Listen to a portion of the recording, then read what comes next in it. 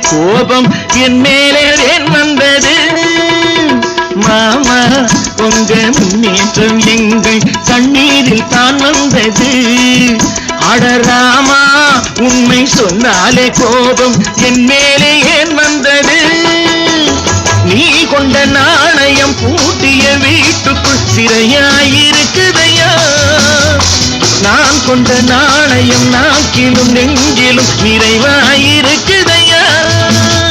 நிறைவாயிருக்குதையா?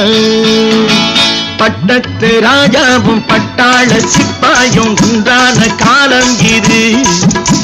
என் மாமனாரே மகி மாறினாரே உங்க மரியாதை என்னாவது?